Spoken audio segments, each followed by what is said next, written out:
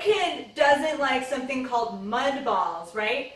When my amazing writer at Kitchen Stewardship, Mary Voogt, published a recipe for gluten-free Mudballs, it was one of the most popular of the year. And I know that we here at Kids Cook Real Food had to show you how to do it on video. So Leah is here to tell us about it. She's read through the recipe, step 1 in following a recipe well. She's collected her ingredients and they're organized, step 2. Now, what are you going to do? I'm going to turn on my stove, put my pot on, and my first thing I need to do is I need to melt some honey in here, and I'm going to be putting in 1/4 cup. I'm going to scrape it into my pot. The next ingredient is sun butter, and I have to tell you this is the first jar of sun butter, which is blended up sunflower seeds that we've ever bought. We really like peanut butter and almond butter and cashew butter, but we do have a child who's now going to a nut-free preschool, so I'm kind of excited. I hope he likes sun butter to put on his ants on a log, and that we need a 1/2 cup. Now is that on low, medium, or high? Yeah. If it starts bubbling like crazy, what would you do? I would turn it down to low.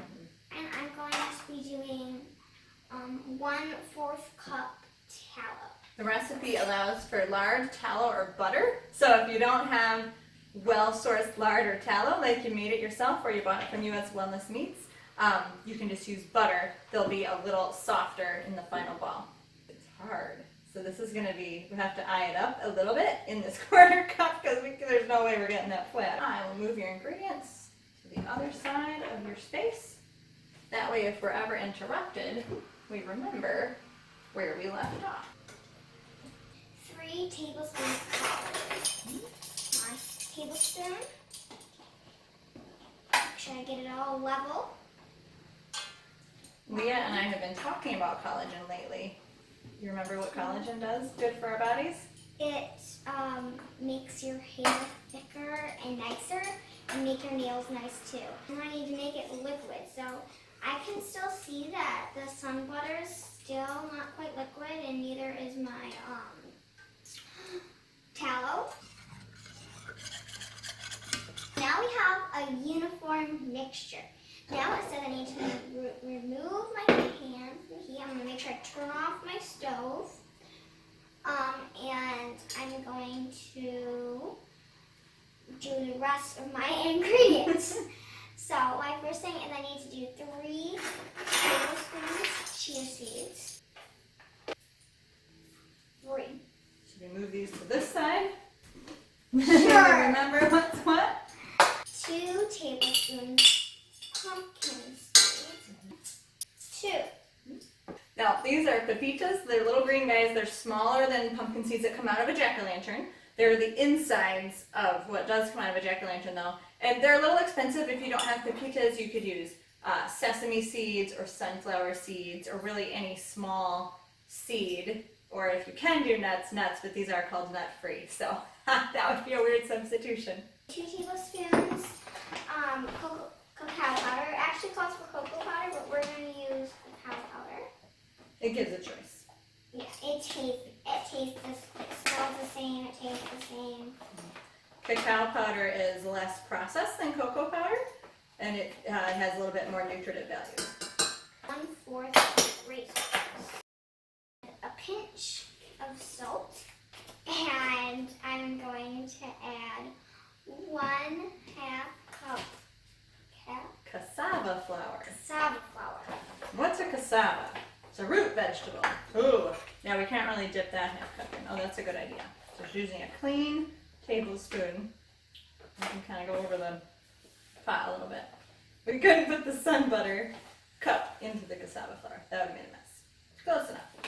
Cassava flour is grain-free, paleo, high in some good stuff probably, and low in starch. I don't know if it's healthy, but it's an option. It's a flour option for people who aren't eating any grain. So the other options in this recipe are white rice and tapioca, which both are starchier than cassava, which is, again, just a dried root vegetable. It's getting pretty thick. As you can see, it's sticking to my whisk. I'm going to need to use my knife and try to, get that stuff out of it. The whisk is not working very well, so I'm going to retire the whisk and get to my spatula. And it should work better because all I was doing to whisk was getting stuck on the inside. And make sure I get on my flour mixed together so I can still see some whiteness there.